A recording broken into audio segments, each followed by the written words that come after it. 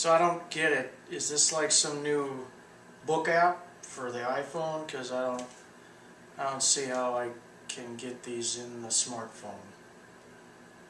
Okay. Jason J. Boone Leagard here with episode 2 of Books to Make You Better. Boom! So, got two kind of different styles tonight to tell you about. I got this first one here.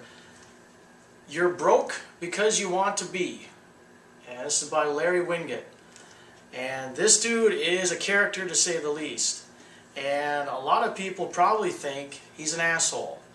And after having picked up this book and read it, in many ways he is. But I tell you what, this book, as far as dealing with your finances and getting your head wrapped around what you're struggling with, sometimes you need an asshole like him to talk to you. Pardon my French here, but I'm just trying to say it like it is. This book, seriously, first of all, it's a really fast read. It's like the way it's put together, you can whip right through this thing in like an afternoon. This is the type of book, when you read it, I myself, multiple times, started to get really pissed off. I was pissed at this guy because he was talking about me, something either I had done in regards to finances or was still doing, and the defense mechanism, boy, it pops up fast when you read this book. But I'm telling you, if you pay attention to what he's talking about, it's going to open your eyes, open your mind to a lot of problems with finances that you probably were not even aware of, didn't think it was that big of a deal. And yeah, so you're broke because you want to be, how to stop getting by and start getting ahead. Definitely grab this one. I'll read you something real quick from it. It talks about being a victim or having that mindset. You know, stop being a victim. No one else is to blame for your situation. Broke didn't sneak up on you in the night. A stack of unpaid bills didn't show up while you weren't looking. You didn't suddenly get behind. You chose to spend your money the way you did. Your life is a reflection of the choices you have made. If you want a better life, then make better choices. So that gives you an idea, like just to the point, no BS. He's just like throwing it in your face. So definitely grab this one for sure. This next one, this is called The Dream Giver by Bruce Wilkinson. This was a unique book to me. It's kind of a motivational, inspirational type book. It definitely deals a lot with spirituality. This gentleman is very much into his faith, and that's been a huge part of the business he's built. And to be really honest, I'd heard of this author, that he was really great. To be perfectly honest, when I first started reading it, it seemed kind of almost too sappy.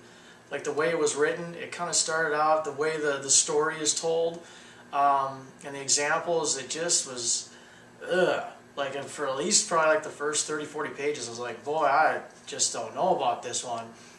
And then I just, I kept going through it, and even through those kind of like, for me, the sappy parts, I mean, there's still great lessons about following your dream and the struggles and everything, and how spirituality is a huge part of that.